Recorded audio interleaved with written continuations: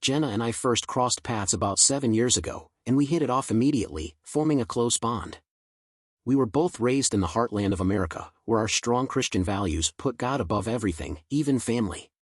Sundays were spent in church, discussing our future and what life had in store for us.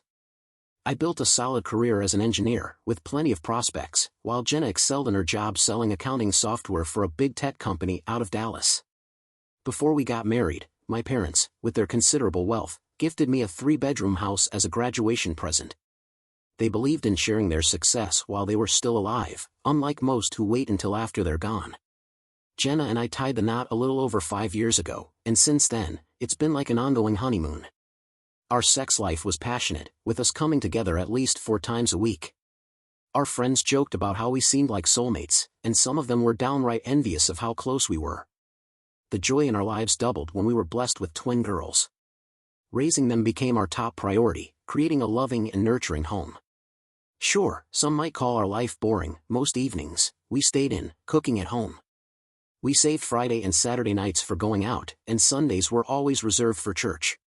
We weren't much for socializing or chasing fashion trends, and Jenna's wardrobe was pretty conservative, both at work and at home. Intimacy was something we kept private, never showing too much affection outside the bedroom. Our marriage was built on a foundation of trust and openness, which kept it strong. Jenna was naturally affectionate, always showing her love through gentle touches, kisses, and hugs. I love that about her. We shared everything with each other, and while raising twins came with its difficulties, I cherished every single moment. Sure, they stressed Jenna out at times, but I was always there to help her through it. We communicated well, tackling problems as they arose, and life with Jenna and the girls was going great. Then, a week before her company's annual exhibition, Jenna got word that she had to attend because some of her coworkers had caught a virus. She tried to get out of it, but there wasn't much she could do. She apologized, telling me she was sorry to leave us for 3 days, and that she tried everything to avoid going by talking to her boss. She hated being away from us, she said. I reassured her, saying we'd manage just fine for a few days but that we'd definitely miss her. I helped her pack, and we left together for the limo her company had arranged to take her to the airport. Our marriage was rock solid, full of trust and honesty. Jenna had never given me any reason to doubt her love or faithfulness. We were always open with each other, working together, especially when it came to raising our kids. On the second night she was gone, I got a message from Mike, a colleague and buddy of mine who was at a cybersecurity event in Dallas. He mentioned he had seen Jenna at the exhibition and asked if I was attending the same conference. I confirmed she was in Dallas but wasn't sure of the exhibition's name. His message left me curious about what he was trying to say. Then, he sent 2 photos and a short video. I froze, a sense of dread washing over me. The first picture showed my wife in a dress I had never seen before, the shortest one I could imagine her wearing. It had a deep neckline, showing off more than I was used to, and she was wearing heels I didn't recognize. Her hair and makeup were flawless. She looked stunning, honestly. At first, I laughed, thinking, I wish Jenna would dress like that once in a while, but the amusement quickly faded. The next picture was of her sitting close to some guy, her boss, I realized, Tom Foster. I just stared, my mind numb, unable to process what I was seeing. Then came the last image, a close-up of Jenna smiling and looking into Tom's eyes. My heart dropped. I told myself there had to be a reasonable explanation, but it was hard to believe. The video was next. It was short, but the impact was massive. In it, Jenna kissed Tom, her arms wrapped around his neck while his hand rested on her chest. In that instant, my world collapsed. I couldn't breathe, I felt sick.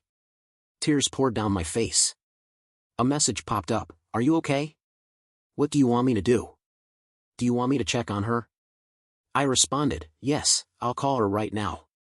I dialed Jenna's number, but it went to voicemail after a few rings. I left a message, telling her we missed her and hoped she was having a good evening. Then I messaged Mike to update him. "I just tried to reach her," I said. Mike replied quickly, sounding guilty. "Hank, I'm sorry about all this." She looked at her phone, saw the call, and just put it back in her bag. I've never seen her act or dress like this. "It's all right, Mike. Thanks for telling me. You've been a good friend. I'll handle this. No need to follow her, just keep me posted if anything else comes up. Are you gonna be okay, man?" No, but I'll manage. I know what I need to do. Thanks again. I sat in the dimly lit living room, nursing a strong drink, trying to make sense of everything. How had I missed this? How long has it been going on? Nothing added up. Our relationship had only gotten stronger in the past 6 months. We were closer than ever. None of it made sense. An hour later, Mike sent more photos and videos. One clip showed them dancing, his hand resting on her back. Another captured a kiss on the dance floor. A photo showed them locked in a deep kiss, completely unaware the music had stopped. I knew it was over between Jenna and me, but there was still so much I needed to understand and work through. Using my problem-solving skills from years as an engineer, I spent the next few days carefully plotting my next move. Then, Jenna surprised me with a call around 10 p.m., right after I'd received the last of those gut-wrenching photos. I took a deep breath, determined to keep my emotions in check and not let on that I knew anything about what had been going on. "Hey, sorry I missed your call earlier," she said, her voice soft and sweet. "I was at a dinner meeting and couldn't talk. I miss you so much, babe. I wish I could be there with you, cuddling under the covers, showering you with kisses. I miss you too, Jenna. I love you so much, and I appreciate you calling. The girls are doing great, by the way. I'll send you some photos, they miss you like crazy and can't wait for you to come home. I tried to get out of here tomorrow, but my boss insisted I stay. I hate being away from you guys, but we'll celebrate when I'm back. You finished for the day?" I asked, trying to sound casual. "Yeah, I'm about to go to bed. It's been a long day. Love you, babe. I'll call you tomorrow. Good night. I love you more than words can say, Jenna. Good night." After I hung up, the tears came again. Everything I'd said was true. I did love her more than anything in this world. A part of me still hoped this was all just a horrible nightmare. But as the hours ticked past midnight, I couldn't sleep. My mind kept racing. Was she really in her hotel room? What was she doing right now? That question was answered when another message from Mike lit up my phone. It was another photo, this time of Jenna and Tom sitting on a couch in the hotel lobby. They were kissing, his hands sliding up under her skirt while her arms draped around his neck. They looked like a couple in love, shamelessly showing affection in public. "And one last thing, buddy," Mike's message read. "I'm done for the night, but it looks like she's busy. Let me know if you want me to stop. I can put an end to this." I stared at my phone, trying to keep my emotions in check. "It's tough to see, but thanks for the photos. You don't need to follow her anymore. Let her go. It's her mistake, not yours. I appreciate everything you've done. I'm so sorry, man. I'm here if you need me. Thanks. I'll take care of it." I cried myself to sleep that night, knowing that the woman I loved more than anything had betrayed me. Exhaustion eventually took over, and I found some brief comfort in remembering our wedding vows and the joy of raising our daughters. The next morning, Jenna sent me a flurry of affectionate messages, filled with hearts, kisses, and emojis. She told me how much she missed me and the girls, even hinting at a passionate night together when she got home. When she finally returned, she was nothing but sweetness, acting like nothing had happened. I started to wonder if maybe she had some kind of dissociative disorder or was unknowingly medicated. I searched for any kind of explanation, but deep down, I knew I had to face reality and prepare for her return. Our conversations seemed normal, with Jenna telling me how much she longed to be back with us. What hurt the most, though, wasn't just the affair itself but the lies she told to cover it up. That deceit felt just as devastating as watching her kiss Tom in those photos. After learning of Jenna's betrayal through Mike's messages, I decided to take action. Using my tech skills, I discreetly installed tracking software on her phone, which I'd initially gotten to keep track of lost devices. I made sure to get the latest version, and even walked Jenna through setting it up, acting like it was just for convenience. The software had a voice recording feature, too, which could capture calls, texts, and emails, automatically uploading everything to the cloud. Let me be clear, I never intended to spy on her before this. But after what I'd seen, my trust was shattered, and I felt like I had no choice. My top priority now was protecting our daughters and, if possible, salvaging our marriage. Caring for the twins kept me busy, which gave me some reprieve from the constant heartache. Whether it was making them breakfast, cleaning up their toys, or playing dolls, those moments were a lifeline amidst the chaos. Let me tell you, taking care of 3-year-old twins is no small feat. It was around 2 p.m., and I had just put the girls down for their nap. After tidying up the house and taking a shower, I sat down at the kitchen table to catch up on things. Jenna had sent me 6 more sweet messages, saying she'd call at 5 p.m. when her workday ended. After reading through them, I logged into the cloud account from my laptop and reviewed everything that had been recorded since I'd set up the spying software. I was speechless as I read through the texts between her and Tom. Here are just a few excerpts. You were amazing last night, babe. Can't wait for tonight. Thanks, honeybee. I had a great time too. Let's meet in my room after work before dinner. Sounds good, but I need to call my husband first. I'll be ready by 5:15. Does he suspect anything? Of course not.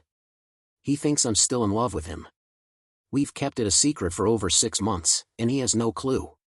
Don't worry. My blood boiled. Honeybee? That was my nickname for her, something I called her during our most intimate moments. Now she'd given it to him? How blind had I been? What kind of fool was I? I slammed the laptop shut and hurled a lamp across the room, watching it smash against the wall. Rage that I had been holding in finally exploded. Just as I was about to throw something else, I heard the twins crying from their room. Their cries brought me back to reality, and I quickly calmed down. I rushed into their bedroom, scooping them up in my arms, holding them until they settled down. After cleaning up the broken glass from my outburst, I let the girls play in the living room while I poured myself another strong drink, trying to process everything that had happened. In my mind, our marriage was beyond repair, and it was time to act.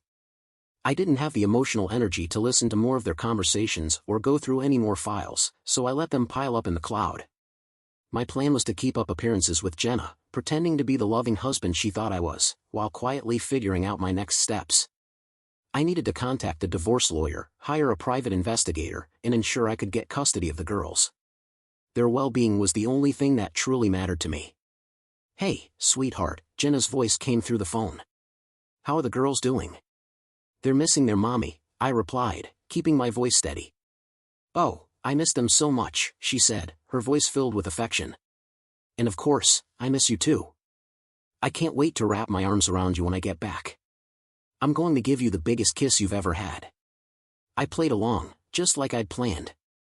I think of you constantly, darling. I can't wait to hold my loving, beautiful wife again. Soon, my love, she purred. We'll be together soon. I somehow kept it together, and our call lasted exactly 15 minutes. At 5:15, she ended the conversation with, I love you, Hank. I've got to catch the bus back to the hotel, but I'll message you later. I love you too, sweetheart, I responded, knowing full well it was just another lie rolling effortlessly off her tongue. She had gotten good at this.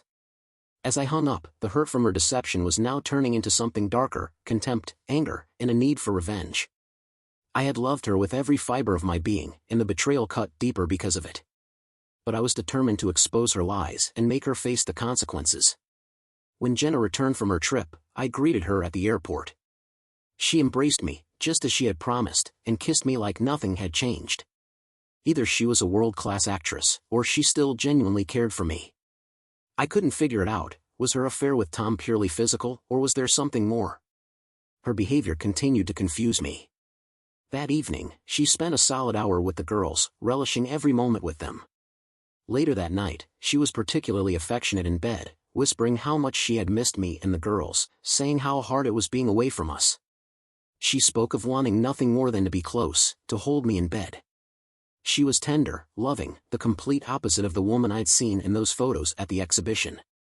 I returned her affection, playing the role of the doting husband, savoring every moment because, deep down, I knew it wouldn't last much longer. I hid the painful truth from her, continuing to shower her with love every night. To everyone else, our relationship looked perfect, people even envied us. But it was all just an act. For 3 long months, I watched closely for any signs of infidelity, but I saw nothing out of the ordinary. Jenna came home at her usual time, no unusual phone calls, no strange messages. A part of me even started to hope that maybe it was all a mistake, and that things might somehow fix themselves. Then, one day, I got a call from Carlos, the private investigator I had hired. We arranged to meet the next day at his office downtown. When I arrived, he greeted me and led me into a conference room. "Good afternoon, Hank. Good to see you again." "Likewise, Mr. Carlos," I replied, bracing myself for what was coming. "I wish I had better news," he said, his expression serious. "Unfortunately, I have some tough information to share. Are you ready to go over our findings?" I sighed and nodded, though I already knew deep down what he was going to say. Carlos placed a thick leather binder in front of me. It was divided into sections: text messages, voice transcripts, video calls, phone records, and photos. "Mr. Carlos, before we dive in," I said, rubbing my temples, "I'm confused. I've been monitoring her closely for the past 3 months, and nothing has seemed off. She's been the perfect wife. None of this makes sense." "Let me walk you through it," Carlos said calmly, "and we'll see if anything becomes clearer."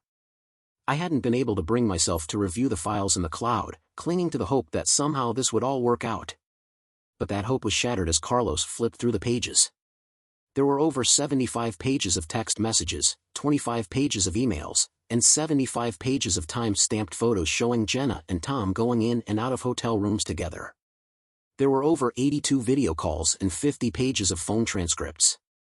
"Jenna and Tom have been meeting at a motel at least 4 times a week for the past 3 months, Carlos explained, his voice steady. "They spend an average of 2 hours together each time." My stomach turned as I listened. And then Carlos showed me a photo of a second man. "For the past month, it seems she's also been seeing this man," he said. "Do you recognize him?" I stared at the photo, feeling the blood drain from my face. "Is that Charlie Gray? He's the CEO of her company. Are you telling me she's involved with 2 men? One of them being the CEO?" Carlos's expression softened. "I'm afraid so. Based on the evidence from the text messages, phone calls, and videos, it's clear she's been in a physical relationship with both of them." He paused before continuing. "There's a video labeled balcony.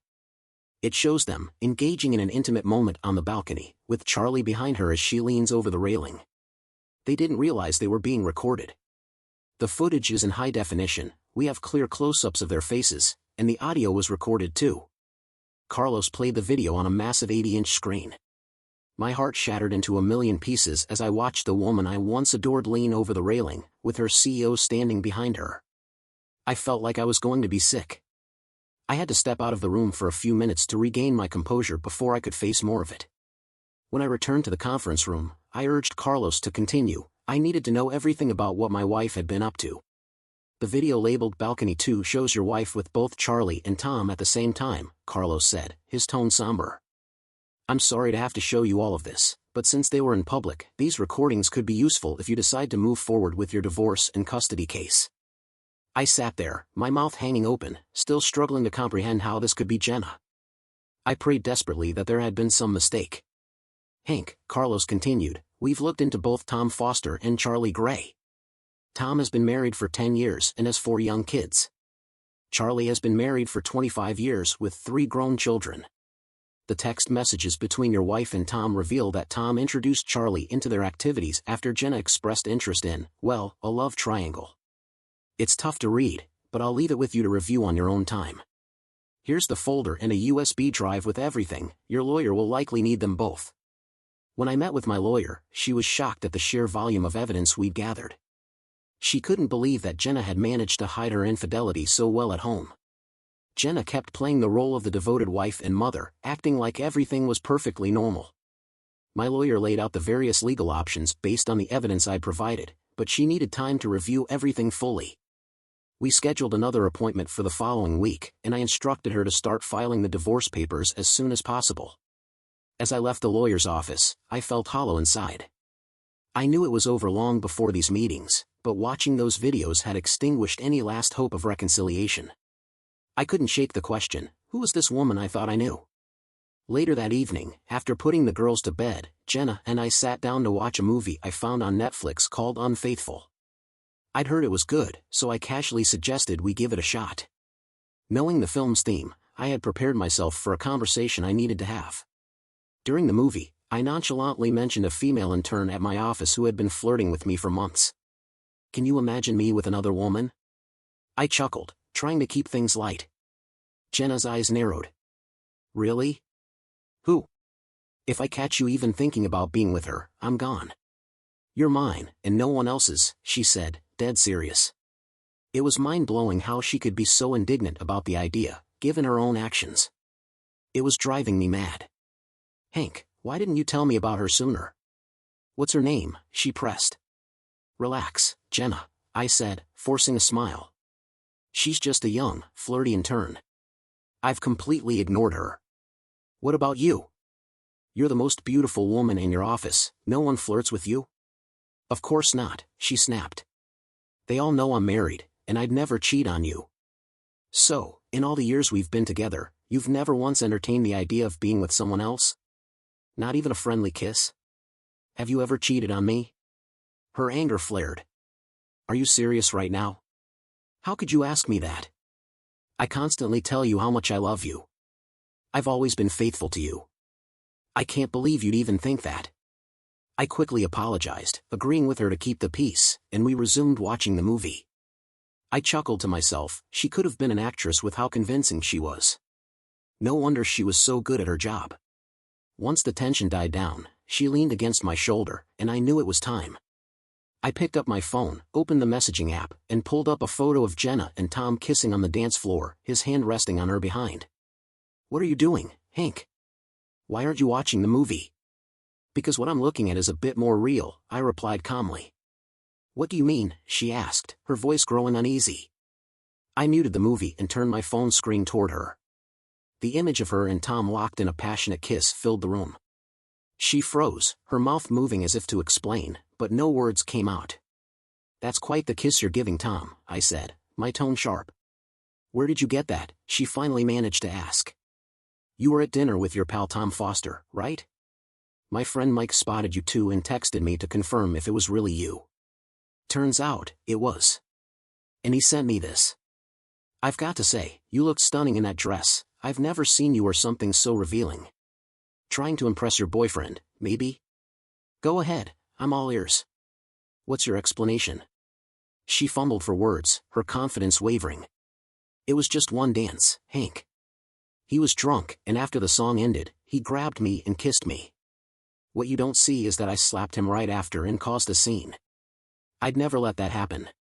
I bought that dress for a business dinner and didn't realize how revealing it was until now. I'm so sorry. I could see she was trying to salvage the situation, but I wasn't convinced. I get it, things happen. Was that the only incident? Yes, baby, and it won't happen again, she said, her voice shaky. I played along, letting her believe I was buying into her excuses. We resumed watching the movie, but I could tell Jenna was on edge.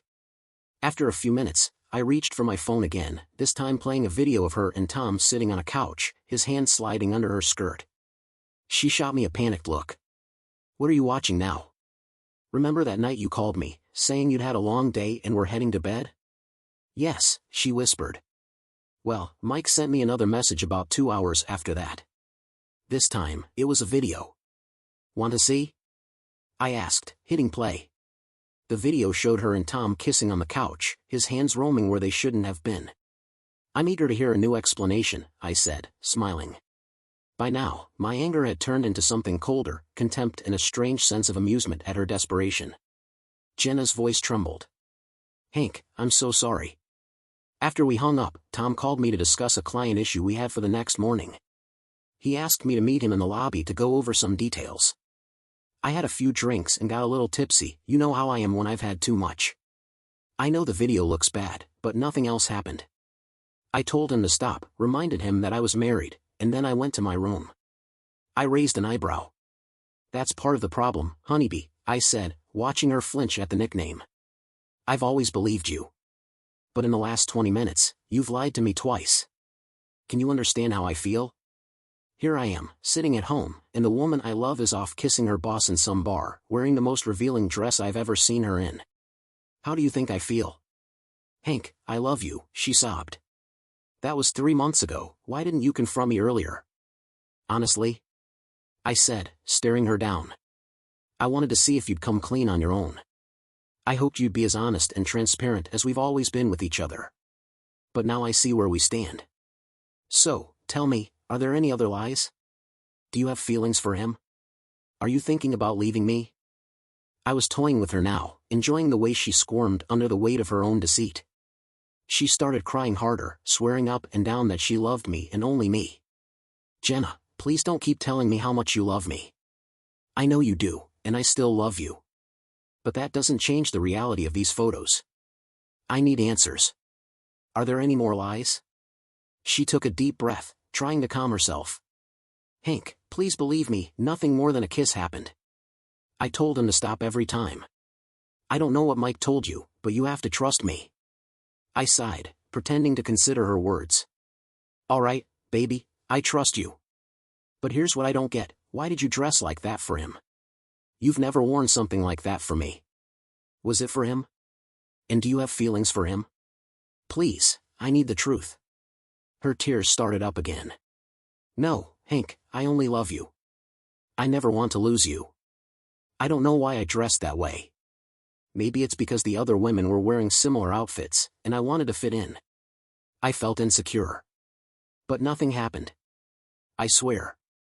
I gave her a long look, my mind already set. I understand that, but why didn't you tell me about Tom and your interactions?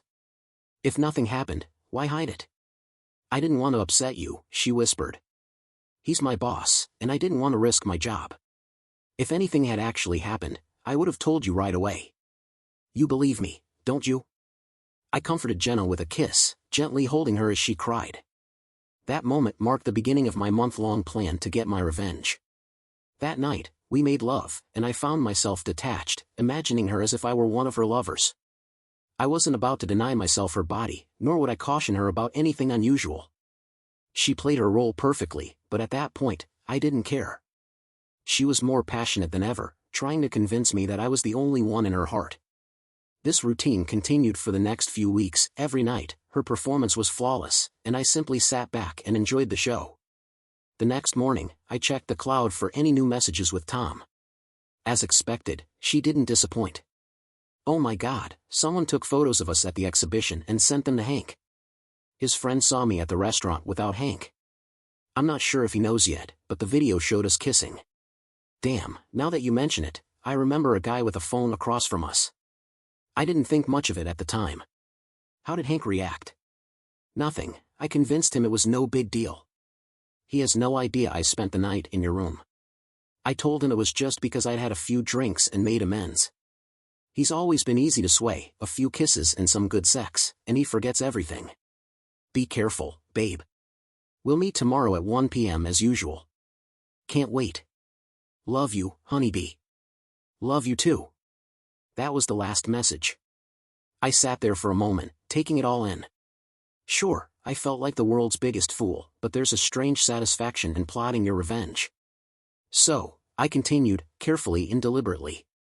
Meanwhile, I enjoyed watching Jenna's little charades, waiting to see how many more lies she could tell. My first priority was to secure my financial affairs. I transferred funds, closed accounts, and the like. I kept my main Visa card active but reduced the credit limit to $2,500, just enough to prevent any serious damage. Jenna remained completely oblivious to my growing rage, never suspecting the changes I was making. I confirmed with my lawyer that since I owned the house before we were married, I wouldn't be forced to leave once the papers were served. Then, I composed the infamous email. I attached videos, texts, and photos and planned to send them to all of Jenna's contacts, her friends, family, and coworkers. I also created duplicate binders to be sent to Mrs. Foster and Mrs. Gray, so they could share in the misery.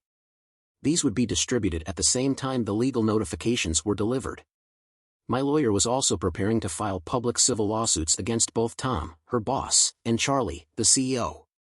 Given the company's prominence on the East Coast, my lawyer was eager to drag the CEO into the mess. We were planning to propose a settlement before the full extent of their actions was revealed. I also worked with a child services attorney to ensure I'd get full custody of the girls, gathering all the necessary documentation. For weeks, everything seemed normal. Jenna and I spent time with the kids, acted like the perfect couple, and kept up appearances. Our conversations avoided the elephant in the room, and I'm sure my silence drove her crazy. The uncertainty of what I was thinking must have been torture. To mess with her, I dropped a few probing questions here and there. So, Jenna, I asked casually one evening, has your boss done anything about what happened at the exhibition? Is there anything you need to tell me? I knew everything from her conversations with Tom, but it was entertaining to watch her lie. I could even predict when she was about to do it. She kept her composure, though, telling me that nothing had happened and that their interactions were strictly professional. We've been so busy, we hardly talk anymore, she said, her voice steady. I smiled to myself, still amazed at how easily she could lie to me, the mother of my children, the woman I once loved. That night, I decided to release the last of my anger. I confronted her, not with words, but by taking full advantage of her in bed. Oh my God, Hank, she gasped, breathless. What's gotten into you? You're being so wild tonight. I've never seen you like this, but I enjoyed it. I just smiled to myself, knowing this would be our last encounter before everything blew up the next day. I was going to take everything I could from my soon-to-be ex-wife. The next afternoon, the sheriff walked into the office of Omnitech Industries and asked to see Mr. Gray. Moments later, Sheriff Clark handed Charlie an envelope. Mr. Gray, you've been served. Charlie stood alone in his office, clutching the envelope, fear overtaking him as he read the complaint over and over again. He quickly summoned Tom to his office. By that time, Tom had also been served. What the hell? How did this happen? Tom demanded as he stormed into Charlie's office. If my wife finds out about this, I'm done, Charlie growled. This is on you. You promised me this woman would never leave us exposed like this. Fix this, Tom, or I'll ruin you and your family. Understand? Charlie was not a man to be crossed. He had clawed his way to the top of a multi-billion-dollar corporation and had no intention of backing down.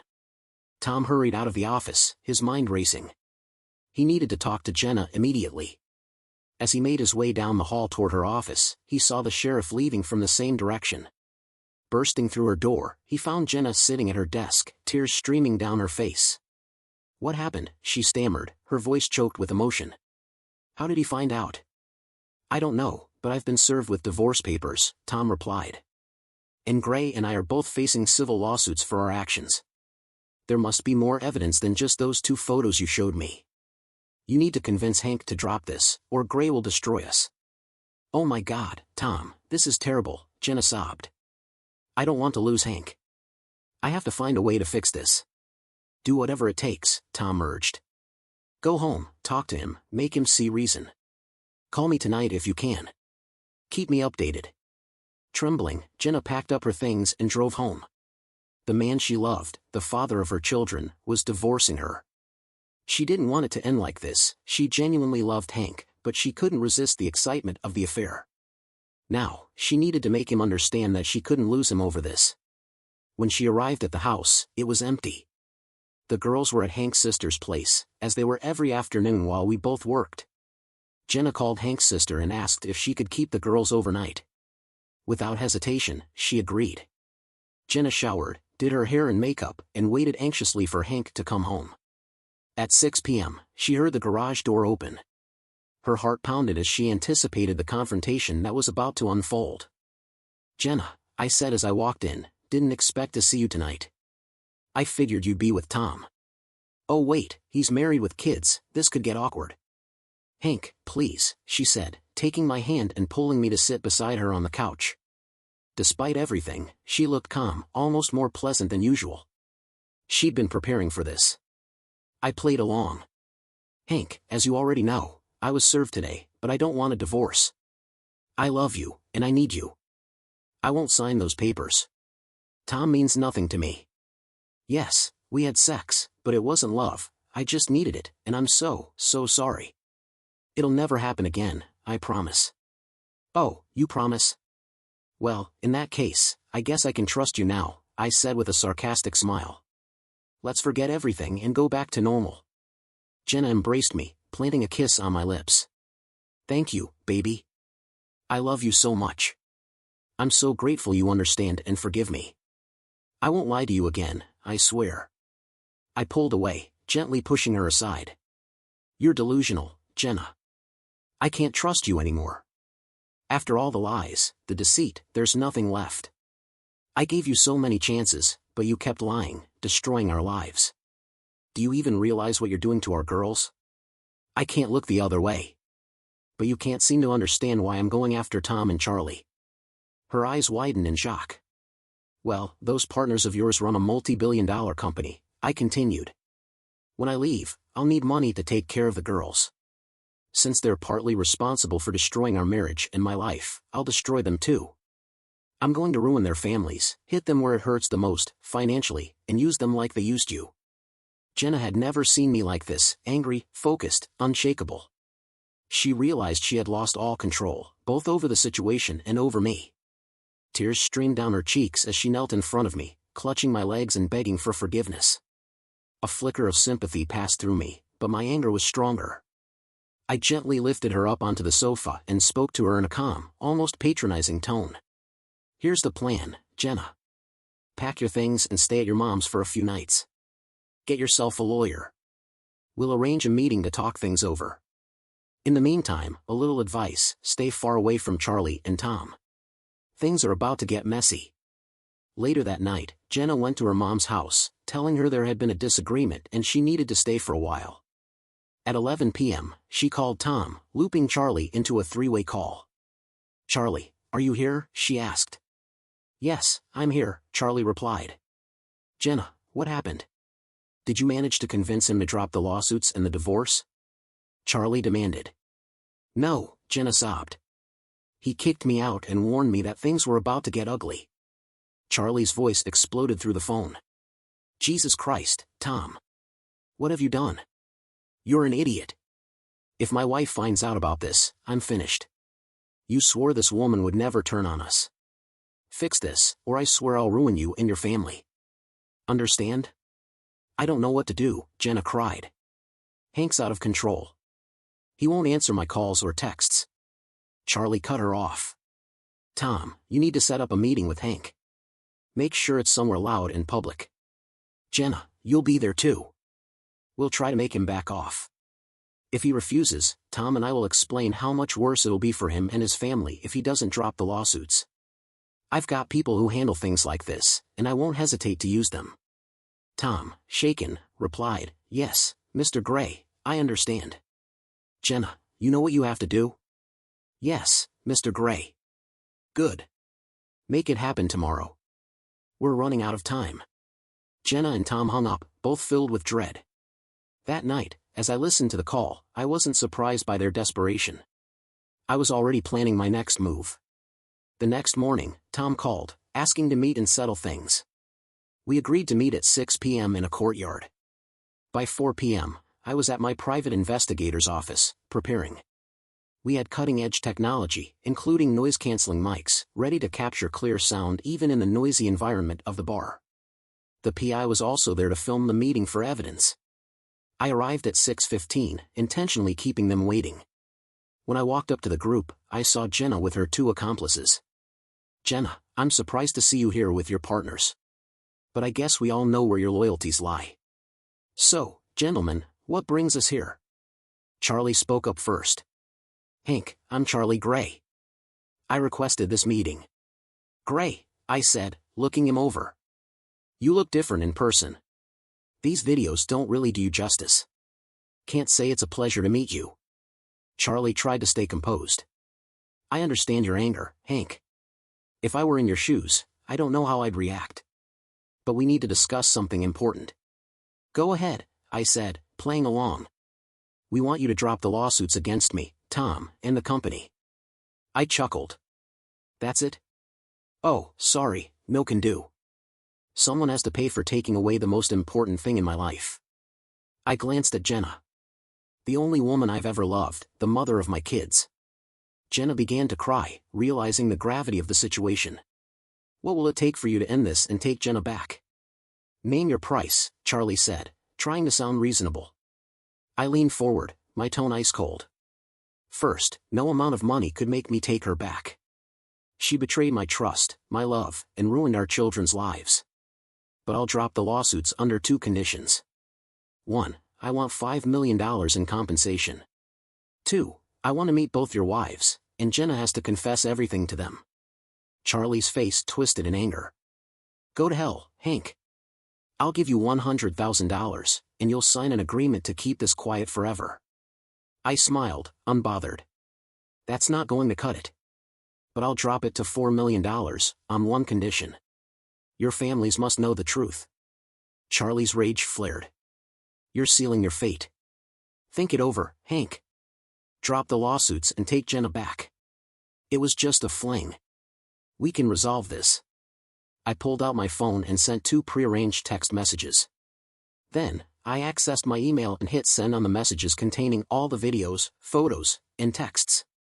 They were now in the inboxes of Jenna's friends, family, and coworkers. Meanwhile, 2 couriers I'd stationed outside Charlie and Tom's homes were delivering packages to their wives, filled with binders of evidence. Charlie's phone rang.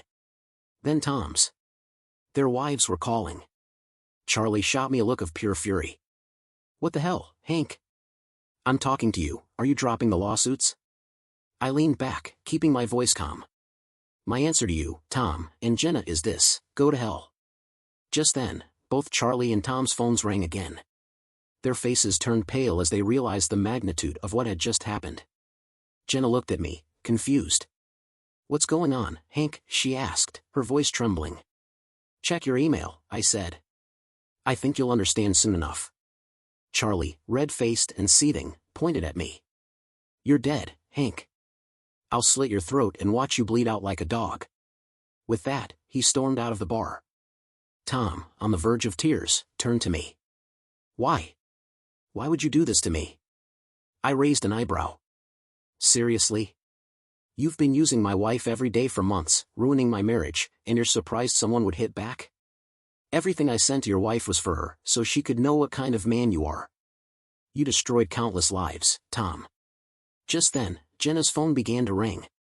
Her sister, her brother, her aunt, they were all calling, having seen the emails. Jenna's eyes filled with horror as she opened her inbox and saw what I had sent. Her jaw dropped as she looked at me in disbelief. How could you do this to me? She whispered.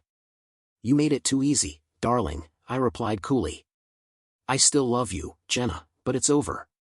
After I hand this recording to the authorities and social services, my lawyer's confident I'll get full custody of the girls. You'll be lucky to avoid jail time. I'm sorry, but you need to face the consequences. Omnitech settled the lawsuit by paying me $2 million. Charlie Gray was fired as CEO and left with nothing after breaching the morals clause in his contract. He lost more than $10 million in stock options and forfeited his severance package. He was also sentenced to 5 years in prison for conspiracy to commit murder. His wife divorced him while he was incarcerated, leaving him broke and homeless. Tom didn't fare much better. His wife divorced him, taking half of everything in alimony. He lost his job and was fined $1 million in a civil trial. He ended up working as a day laborer, bankrupt and destitute. As for Jenna, she received a 5-year prison sentence, though I helped get it reduced to 1 year of house arrest and 4 years of probation. She lost custody of the kids, and I now have full custody. She spirals into depression and lives in her mother's basement, cut off from her family. She hasn't seen the girls since her self-destructive spiral began. While revenge brought some satisfaction, it hasn't healed all my wounds. I still have love for Jenna, but the betrayal lingers. Taking care of my daughters keeps me going, but it will be years before I can open my heart to love and trust again. It's amazing how a few small actions can destroy so many lives. Caution is advised.